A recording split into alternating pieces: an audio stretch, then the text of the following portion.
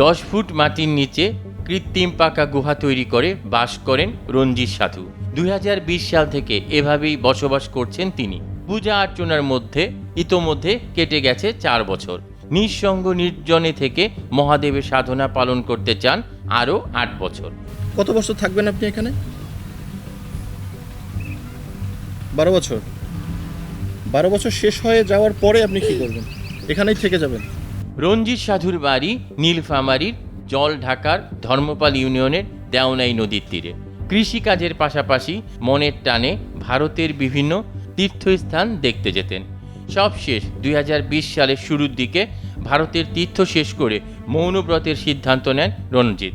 দেশে ফিরে বাড়ির পাশে বালুচরে মাটির তৈরি কৃত্রিম গুহায় মৌনব্রতে বসেন। মনোবাসনা পূরণ করতে কথা বলাও বন্ধ করে দেন তিনি। নির্জন নদীর ধারে শিব ও মহাদেবের পূজা অর্চনায় ব্যস্ত সময় পার করলেও ভাবের আদান প্রদান করেন কাগজে লিখে। আমরা যতটুকু শুনেছি আপনি পরিবারের সাথেও কথা বলেন না। কথা কি কোনোদিনও বলবেন না? কথা কি আপনার মুখ দিয়ে বের হয় নাকি হয় না? পরিবারের সাথে কিভাবে যোগাযোগ করেন?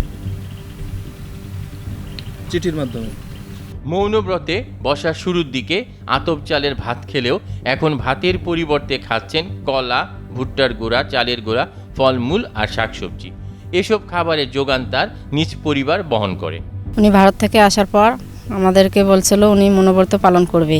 পালন করার পর তখন উনি মাটির গর্তে করিয়া ওখানে থাকে। তারপর ভাত খায় না, সে খায়, সবজি রান্না করে খায়। পরিবারের সাথে যোগাযোগ করে, উনি কথা বলে না, কিন্তু খাতায় লিখে দেয়। সে খাতা দিয়েটি আমাদেরকে সবাইকে দেখায়। তখন আমরা সবাই পড়ে শুনেই কী ওদের দরকার, সেকে তখন বলতে হয় ওদের ছেলেকে। সবাই আমরা হেল্প করি।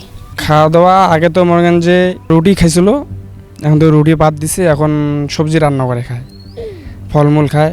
মানে একবেলা তোমার ভুট্টা খায়, আর সন্ধ্যার দিকে তোমার এই ফলমূল রান্না করে খায়। প্রথম দিকে বসবাসের জন্য মাটির নিচে প্রায় 10 ফুট গোলাকার কৃত্রিম গুহা তৈরি করলেও বর্তমানে গুহাটি সম্পূর্ণরূপে পাকা করে দেয়া হয়েছে, যার উপরের দিকটা গোলাকার। গুহার সৌন্দর্য বর্ধনে ব্যবহার করা হয়েছে বাঁশের চাটাই ও নীল কালারের পলিথিন। ওঠানামার জন্য ব্যবহার করেন সিঁড়ি। সেখানে রেখেছেন বিভিন্ন ধর্মীয় পুস্তক, শুকনো খাবার আর ব্যবহার্য বিভিন্ন জিনিসপত্র। মানে আপনি বলতেছেন যে যতদিন না আপনার মৃত্যু হবে ততদিন আপনি এখানেই থেকে যাবেন? আপনার যে সাধনা নিয়ে আপনি মৌনব্রত নিয়ে যে আপনি এখানে এসেছেন, এটা কি আপনি মনে করেন যে আপনার সাকসেস হবে? রঞ্জিত সাধুকে এসব বিষয়ে প্রশ্ন করলে তিনি ইশারায় জানান, সংসার হলো কামনা বাসনার। 12 বছর এখানে থাকার ব্রত নিয়েছি। ঘর সংসারে আর ফিরে যাবেন না তিনি। মৃত্যু হলে এখানেই হবে। মাসুদ কামাল হিন্দল, বৈশাখী সংবাদ।